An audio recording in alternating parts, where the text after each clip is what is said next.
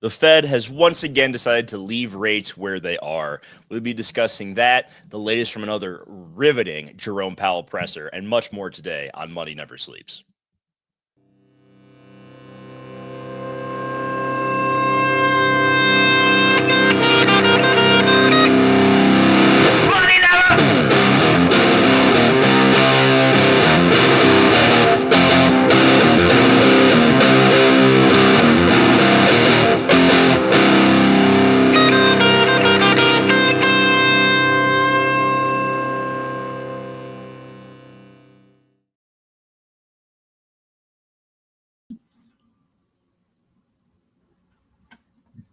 Thanks for joining us today, everybody. My internet got real shitty for a second there.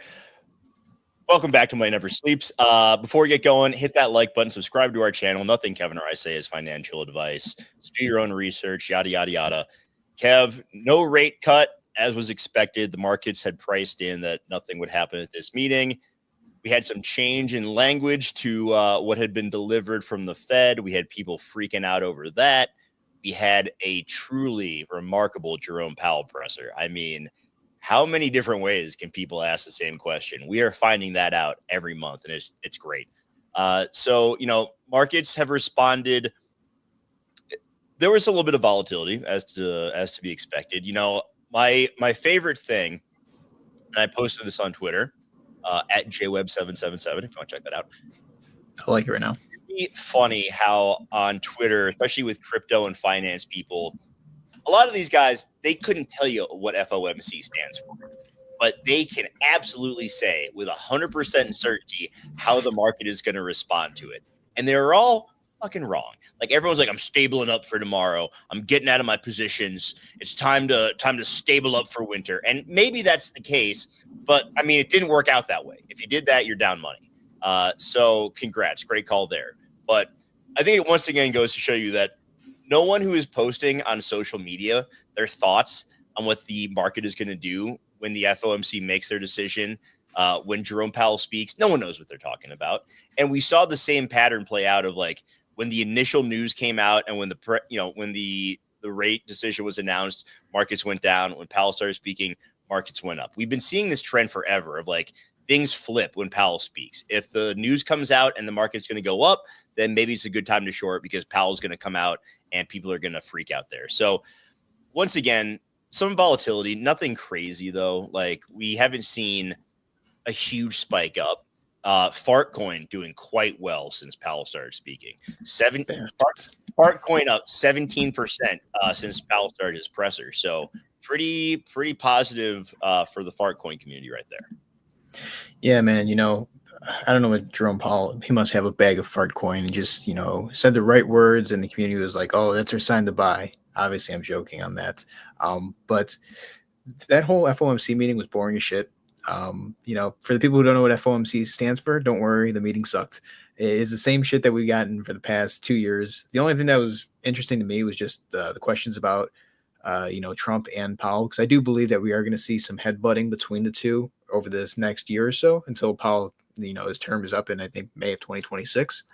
The best part about it, though, is that I think Trump has the upper hand here against Powell in the short term. And there's a couple of reasons why. But if this were a game of tennis, Powell just gave him a lob, and Trump has every opportunity just to slam this right down his throat because this guy is saying we're going to keep policy at the current rates. If the market crashes or anything bad does happen between now and the next rate cut, Trump can say, I was advocating for rate cuts, and this guy's just not listening to me. And it's really interesting, too, because obviously what a lot of the policies that Trump has are, we think of tariffs as deflationary. They're inflationary, right? Now you're going to have the price of goods way more expensive in the United States. And it's also it's an American first policy that pretty much means like we're going to start buying American. The problem with that is the prices are going to go up. And he also wants to cut rates, which is QE essentially causing another inflationary spike. It doesn't matter if it was a Republican or a Democrat, but you are going to see that inflation tick up. And I think that's the problem here. So the question is whether Powell is going to, succumb to that. Is he going to resign, or is he going to be, the type of person that just operates on a different agenda, meaning he is going to stay, as they say, data dependent and see how the markets and the economy, react one-on-one. I do think that a lot of the data that they do react to is very misleading. As we've seen, there's been tons of revisions in the past, but this right now, with them not cutting rates and this market being very susceptible to a yen carry trade unwind, I think this honestly gives Trump the upper hand in the short term. That's what I got out of the meeting today, just based off of their, and he's honestly even open to the possibility that anything could happen. He brought up February 2020 several times in the answering a lot of those questions. So with the volatility and everything that we've been looking at, this is kind of like treading lightly, I think, for the Fed these next few weeks into at least till the next FOMC meeting. Yeah, I think we're going to just, not surprising here, just get a lot of hot air from Trump. Like, he says he's going to force rates to go down. Guy hasn't even communicated with Jerome Powell yet. Like, we're going to hear, he's going to tell people what they want to hear, but he's not going to actually do anything about it. And I don't think Powell would listen to him anyways. So it doesn't really matter. Like, Powell knows he's not, like, he's going to be done next year. So he's going to ride out the next, 17, 18 months, do what he's got to do, and just go off into the sunset with all of his money. Like, that's just how it's going to work out. So, I think the interesting thing, questions, didn't have a lot to say about like how tariffs might impact it, how like the mass deportations might impact the job market. He did bring up that like they don't have to wait until 2% inflation to begin cutting rates again. So if we get, there's no FOMC meeting in February. We'll have PCE. It's PCE this Friday. PCE this Friday. We'll get we'll get 2 CPI, 2 PCE readings before the March meeting. So if things keep moving in the right direction, it's going to open up the possibility for a rate cut in March. I don't think that's the most likely thing to happen, but maybe we see it trend in that direction with that line of like, hey, I'm not going to wait, and we're not going to wait until 2% to cut again. Like if we see meaningful movement in that direction, they're going to begin to cut. But TBD there. Anything else from that really great presser? There was one guy, I forget the question that was asked, but there was one guy who asked a really stupid question, and Powell just stared daggers at him. Yeah, I saw that. And then they just, without even answering, they just, the person like holding the mic, like, all right, let's go on to the next person. They kept him moving because Powell had no interest in talking to that bozo. Yeah, I mean, I don't blame him either. You get the same questions month after month, and you're kind of holding, a pile of shit together. What is the U.S. economy, right? I don't care. You can say how strong it is. It's a tale of two cities. You're finding out. You're saying one thing based off of data, and then you're seeing people that are absolutely just like suffering day-to-day life in terms of their price of their goods going up. Maybe they're getting less hours continued. I mean, he even talked about it's harder to find a job now as it was, last year, and that is problematic. That means that there is less money being put out there to find new talent. It's also going to be complicated too when you start the mass deportations. That's inflationary just as much. So it's going to be really interesting to see what happens. It's funny, we think that Trump is going to save the economy, but a lot of the policies are just very problematic. And I say uncertainty is going to be the key to I think the next few months of at least the first part of the Trump administration, and seeing where the Fed is going to go with this. But that's all I pretty much got on that. It seems like same old song and dance for the rest of everything else, though. Yeah. All right. Let's switch our attention to earnings, because now that the FOMC is coming to a close, but we got a shit ton of earnings this afternoon.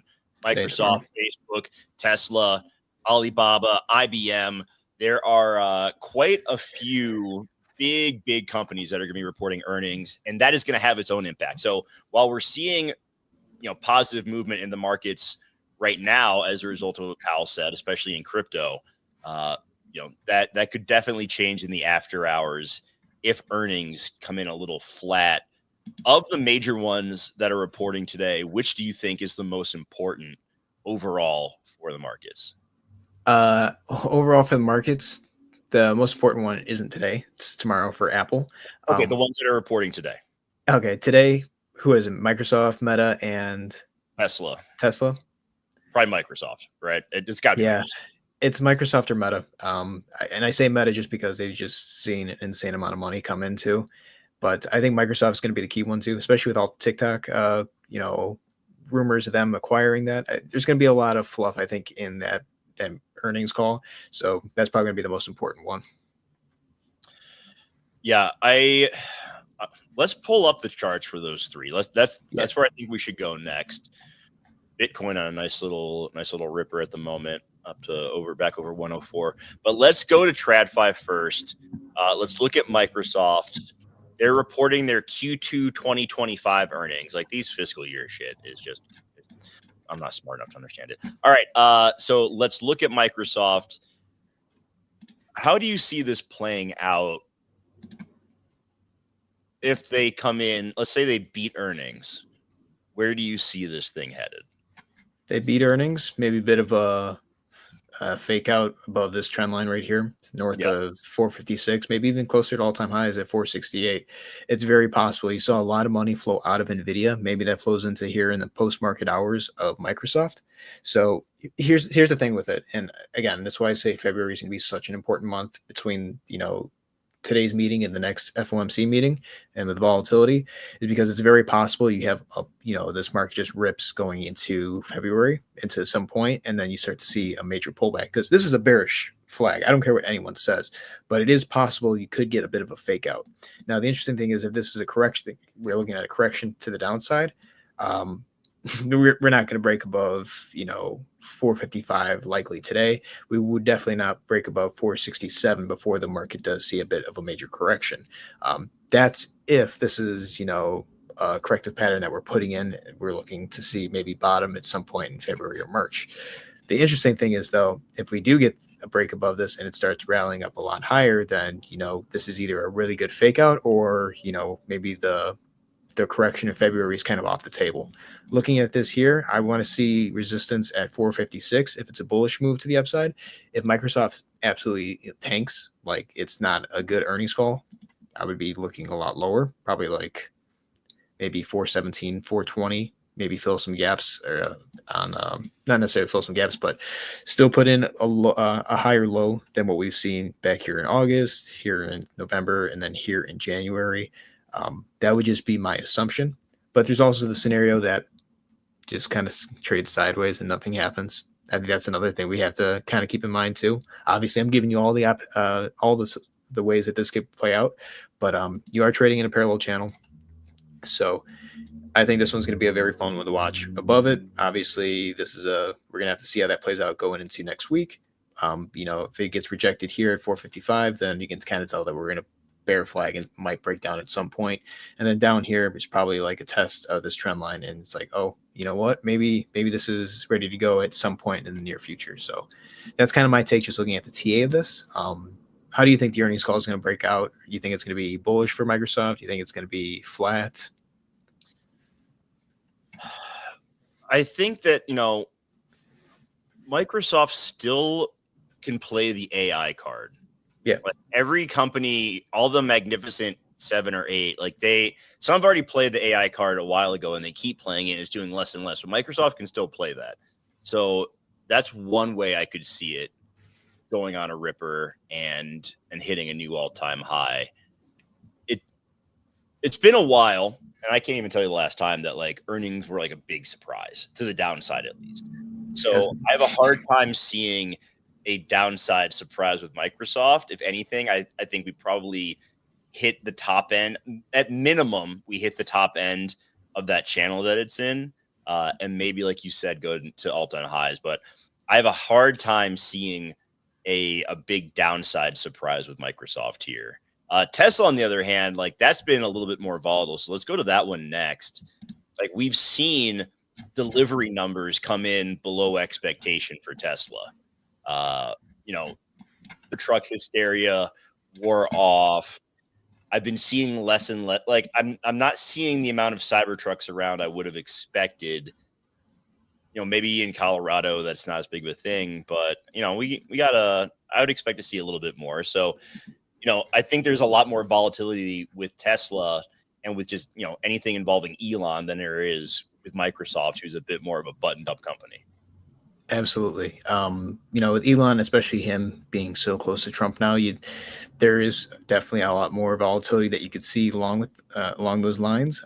It was an easy, obviously, buy post election, but looking at it now, this triangle it probably should have broke to the upside, and it did break up for a period of time, but it didn't go to past 486. There's actually been in a pretty good downtrend since what is this Christmas.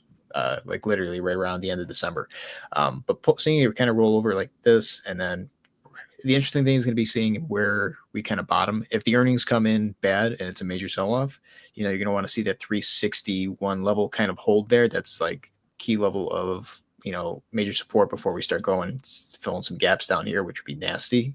I don't think it's going to go that fast, obviously. But, there's a gap down here at 346, 360. And you also have some support here at 378. I can see 378 and just kind of testing this trend line, put a little line right there, seeing that kind of get tested. Maybe it trades on that for a little bit, and maybe the market decides where it wants to go later this towards Friday, maybe next week. But if it breaks to the upside, which is possible, and this is just kind of a fake out, then you're looking at another push above 490. It's very interesting where we are with a lot of these companies, because it could easily go to all-time highs, or it could just start filling gaps that kind of led it to the all-time highs at any point.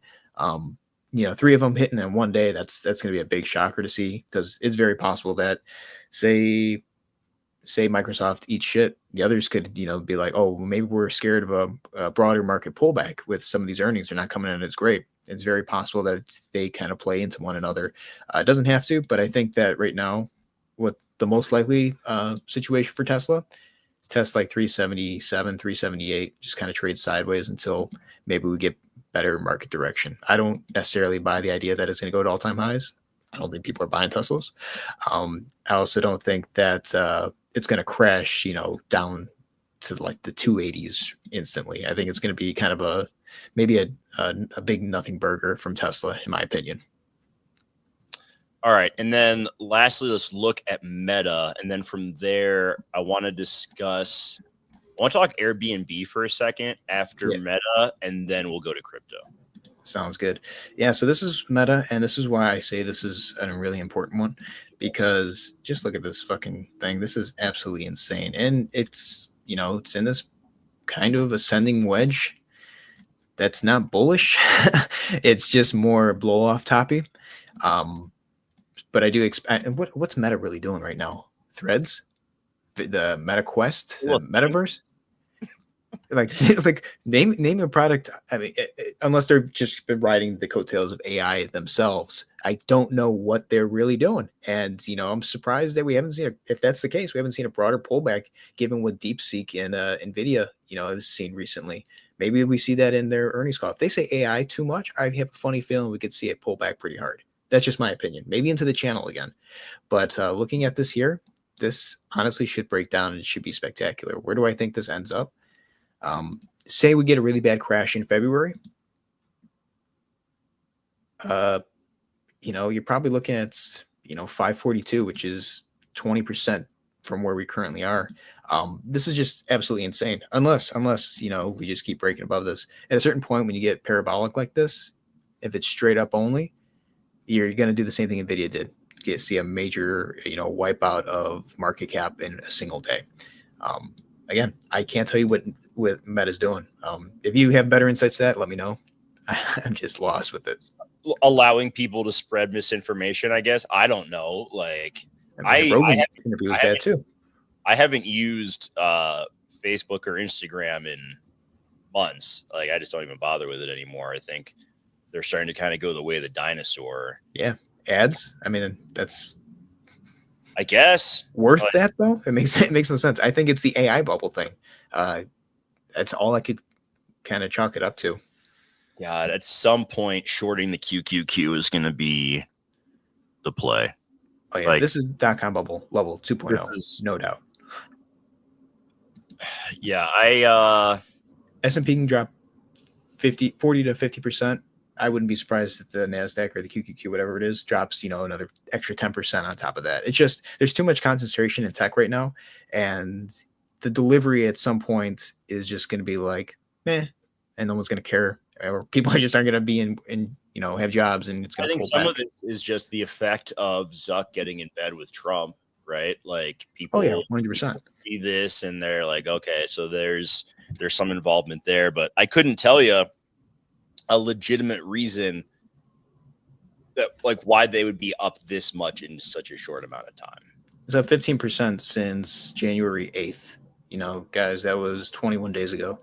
Like what I did I miss like some people? Did I miss something? Like Dana White. That's the only thing I could think of.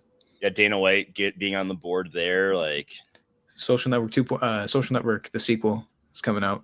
I don't know. I'm just making shit up at this point. Let's go over to crypto because let's look at Airbnb real quick. This is another one that I think is ripe for a massive correction. Like I think Airbnb is going to absolutely. They report earnings 3 weeks from yesterday. So in 20 days, they're going to be reporting earnings. Maybe not this quarter's, like maybe not Q4 earnings, because maybe there was still enough holiday travel to bolster their numbers. But I've been seeing a lot more Airbnb owners starting to panic. Less people traveling, less people wanting to deal with the bullshit and fees that come with Airbnb. I think that this is another one that is ripe to absolutely short into the ground. And it being part of the NASDAQ is another reason why maybe the easier strategy, just look for a good opportunity to short the QQQ. Yeah, and again, I think long term is probably going to be your key to success here, right? Because we do know that emergency repo is being brought back on the table. I wasn't saying anything about that, but that pretty much offers some QE for a few months. This is pretty much life support. But seeing Airbnb here, I just counted the waves. This is 5 waves down. I saw 5 waves here, which tells me that this is wave A, this is wave B, and we are putting in kind of a bull flag here. I wouldn't be surprised that we do see a bit of a pop here for Airbnb. It gets to maybe 158 and fills that gap. But then you're still putting in a lower high, which may be the best place to put in a short if you were going to short it, right? It's the second wave. Let me see, pull up. I haven't done this in so long because Elliott wave theory doesn't matter when you have tether and all this other stuff. Say this is right here, B, and then you have that's pretty much your 5 waves, which would fill this C leg 100%. The interesting thing is going to be where this breaks out, because this should be a break to the upside based off of the parallel channel. You're also seeing that it's kind of coiling up here on the stochastic RSI. Wouldn't be surprised if it breaks up again with the holiday travel. My only concern is maybe people didn't travel as much as we thought for the holidays and earnings are shit and this thing just absolutely tanks. That's very possible too. So, this one I do think is going to new all-time lows. It's probably going to go below 82. I think maybe even closer to like sub 40, maybe 40 around there. We haven't seen this price point yet. The question is, in the short term, where do we go? I think up is a possibility, probably more of a likely possibility. But I think that, over the course of a year, 18 months, there's a good chance that this thing's going to be nowhere near where it is today.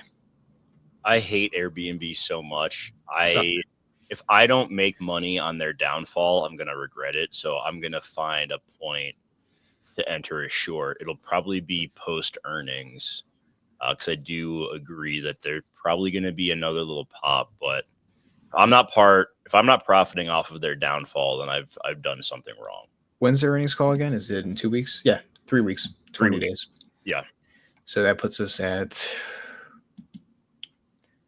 maybe get a run up into it and then they just dump on you. Who knows? Let's look at crypto real quick and then we can wrap it up. I did want to talk about other shit today, but we can just say that for Friday, because nothing really is happening until probably next week. But Bitcoin, wrong things I'm pressing. Bitcoin USD, Bitcoin obviously kicking ass right now. I got 104 once again.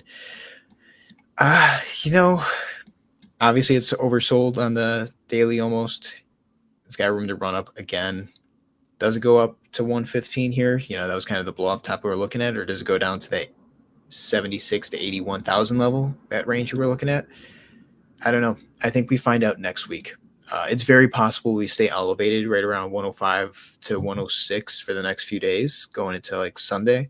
and then we get more of a market direction once we get the monthly close. We're in a new month, and we kind of see where liquidity comes up. February, notoriously a pretty shitty month for a lot of equities in the market, not necessarily crypto, but again, crypto is actually part of TradFi now. We can't say that it's 100% decentralized as it once was. Bitcoin still is, but still, there's a lot of institutional money that's in the game now. So they gotta make shit work. They gotta balance their sheets. It's very possible Bitcoin sees a bit of a pullback, or it rallies if they need it to go up. That being said, this is still within kind of this range of just sideways trading. You're at the same level you were in December. You're at the same level you were, 9 days ago, and you're at the same level that you are 5 minutes ago. It's just kind of sideways slop trading. You hate to see it. It bounced off of this level of resistance. You're getting maybe this, this test of it. Maybe you test it again at some point and it doesn't hold. And then if that's the case, then you're looking at, that $77,000 to $81,000 range.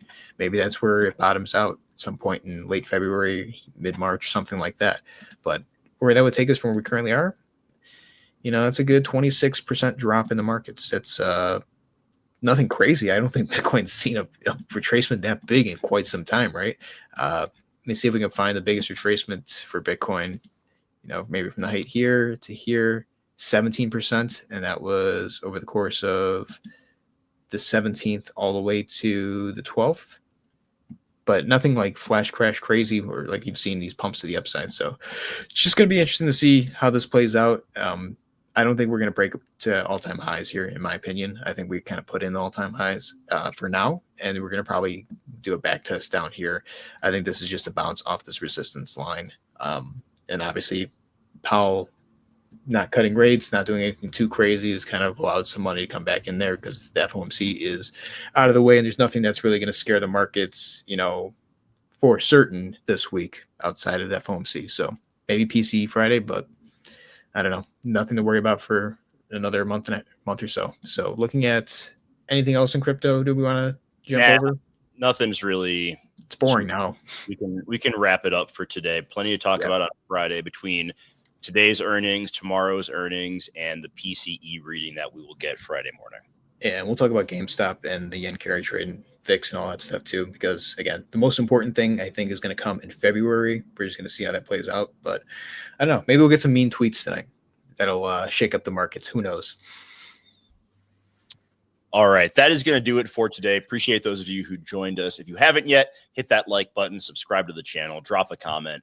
We'll be back on Friday at our regular time, 3 Eastern, to discuss the latest in the markets. Until then, stay safe out there, and we will see you on Friday. Take care, everyone.